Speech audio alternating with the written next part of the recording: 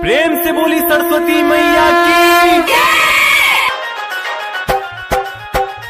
आहा विद्या के दानी हमसे मूर्ख अज्ञानी, आहा विद्या के दानी हमसे मूर्ख अज्ञानी,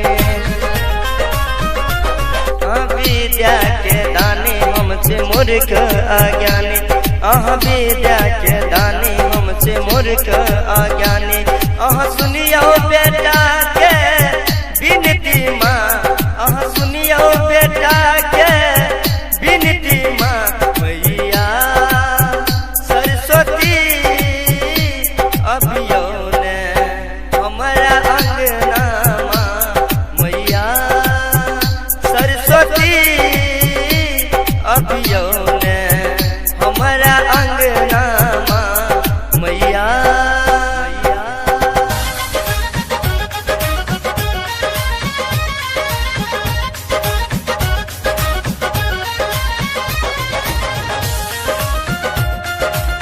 अहाँ सब सुन रहल छी नेहा डिजिटल रिकॉर्डिंग स्टूडियो के धमाकेदार प्रस्तुति। कमल के आसन लगौने सीमा है, हंस के सवारी यहाँ करने सीमा है, मैया है। कमल के आसन लगौने सीमा है, हंस के सवारी यहाँ करने सीमा है। त्रिलोक के आहाती ज्ञानी माँ, त्रिलोक के आहाती ज्ञानी है, मैया सरस्वती अभियो ने हमारा अंगना माँ, मैया सरस्वती अभियो ने हमारा अंगना माँ, मैया।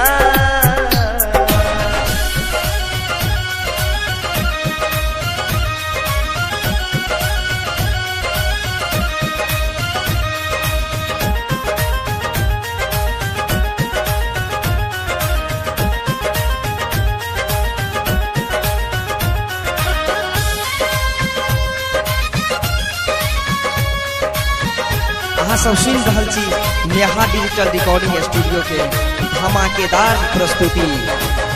बसंत पंचमी में आबै छी माँ है, अज्ञानी के झोली अहाँ भरै छी माँ है।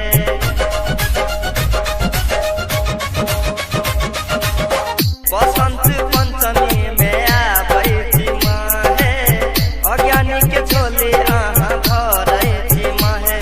अब हमरो पे करूप कार्य है, अब हमरो पे करुणे उपकार है, मैया सरस्वती अभियो ने हमारा अंगना में, मैया सरस्वती अभियो ने हमारा दुआरा पे, मैया।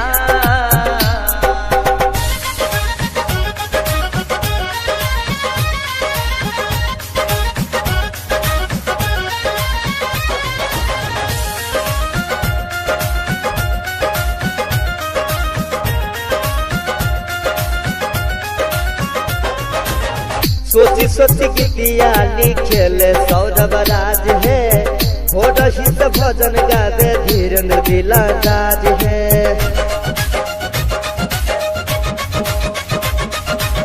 सोची सोची गीतिया लिखेल सौरभ राज है, हो रही से भजन गावे धीरेन्द्र दिलदार है। बेटा चंदन के झोली भरियो है, रामा शंकर परमद के